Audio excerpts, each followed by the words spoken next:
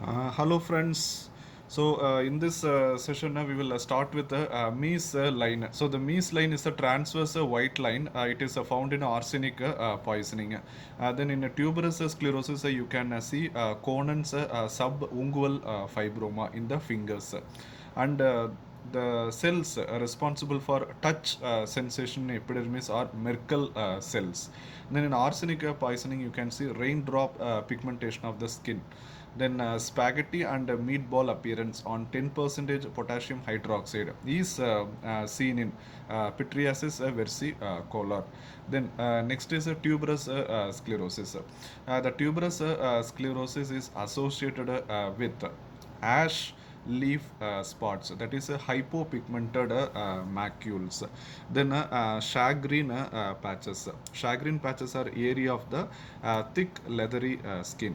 Then facial angiofibroma, that is adenoma sebaceum, and cafe owlite spots. So all these features are seen in tuberous sclerosis, that is ash leaf spots, hypopigmented macules, shagreen patches, area of thick leathery skin. Then facial angiofibroma, that is adenoma sebaceum. Then coffee owlet spots. Then in atopic dermatitis, you can see denim organ fold, that is infraorbital fold. It is found in atopic dermatitis. Then allergic contact dermatitis, ACD. It is a type of type 4 hypersensitivity due to pollens and metals, and most commonly it can also be seen due to Parthenium grass. Then urticaria and angioedema, they are type 1 hypersensitivity reaction due to release of histamine. Urticaria involves a dermal layer of the skin, but various angioedema involves a subcutaneous tissue also, mucosa also, and submucosal layer of the skin. Okay, the urticaria and angioedema both are a type 1 hypersensitivity reaction due to release of histamine. So, as urticaria involves only the dermal layer of the skin, but angioedema involves a subcutaneous tissue, mucosa and submucosal layer of the respiratory and the gastrointestinal tract. So, the most dangerous form of angioedema is the edema of the laryngeal mucosa. Then next is Darier's sign. So what is Darier's? It is a localized urticaria due to scratching with forceps. So it is found in urticaria pigmentosa. Then other name for angioedema is the Quincke's disease. So most notably the pruritus and the hypotension, it is not found in angioedema. Then next is psoriasis. So the psoriasis due to the pathology is a rapid replacement of the epidermis at about 3 to 4 days of duration, whereas the normal replacement period is 28 days. So it is a rapidly replaced epidermis. That is a pathogenesis of psoriasis. So clinically it is characterized by silvery white scaly papules and plaques on an erytheromatous base. So the features of psoriasis include parakeratosis, that is a presence of a nuclei in the stratum corneum. Usually the nuclei is not present, but in the case of parakeratosis, that is a feature of psoriasis, the presence of nuclei in the stratum corneum. Then hyperkeratosis, that is a thickening of the stratum corneum. Then Mundro's microabscess, that is a polymorphic nuclei in the stratum corneum. Then acanthosis. Then suprapapillary thinning you can see. Then candle drop scales. Then ring of Van off sign, that is a hypopigmented halo around the plaque that you can see in psoriasis. Then a Koebner's phenomenon, that is psoriatic lesions at the site of a trauma, can be seen in psoriasis. Then candle grease sign, that is a candle grease like scales are produced from non-scaly lesions. Then a thimble pitting nails. Then the test for psoriasis, that is a Kratage test that can be seen in the psoriasis. Then Auspitz sign, that is a pinpoint bleeding. Then the complications of psoriasis are erythroderma. Then acitretin, it is a first choice oral corticosteroids. They are the drug of choice of psoriasis in pregnancy. Then lichen planus. Okay. Okay. Then sorry, एक minute.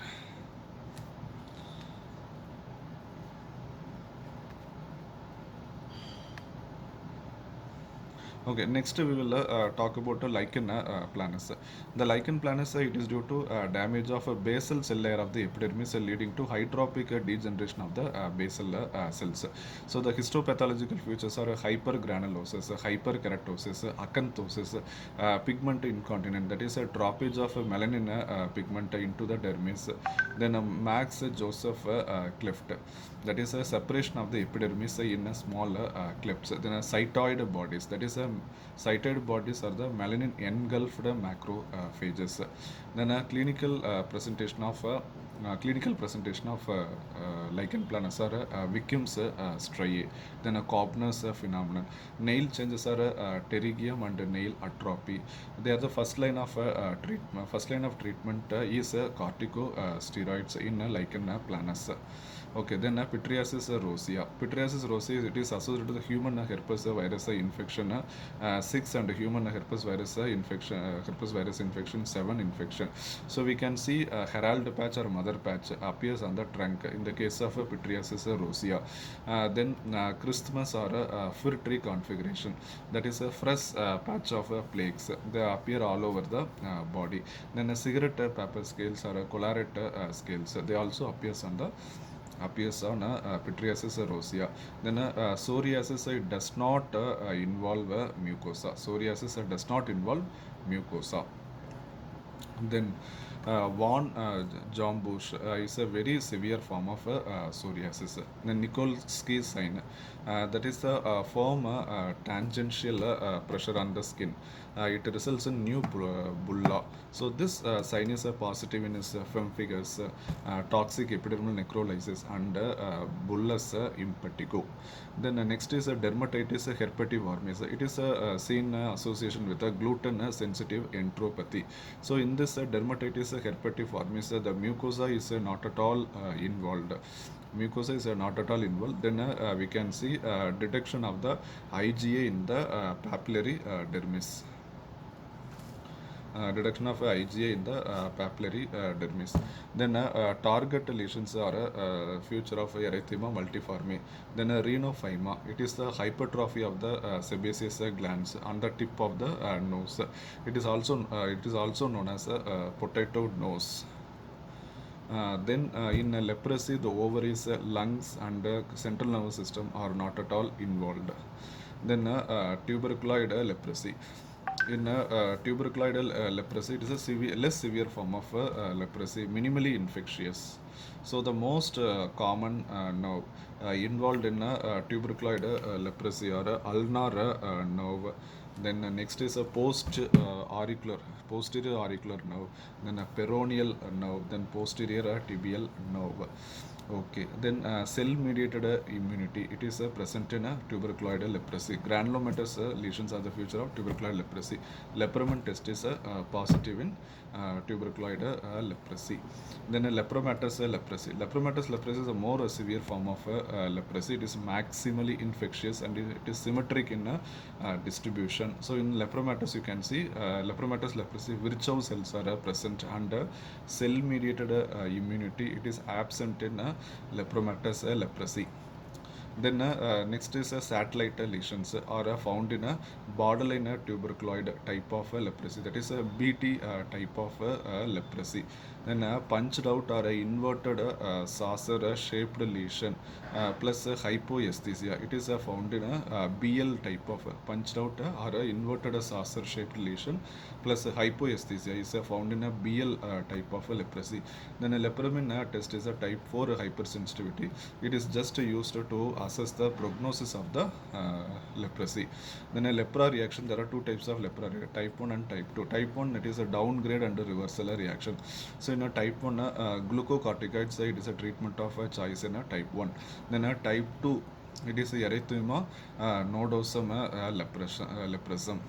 So in a type 2 lepra reaction, the tumor necrosis factor alpha plays the central role, and here also there is a glucocorticoids is a drug of choice, and thalidomide can also be used in a lepra reaction. Then lupus vulgaris and scrophaloderma, they are the cutaneous manifestations of the TB. Then permethrin is a drug of choice in scabies. So with this we will finish this session. Thank you guys.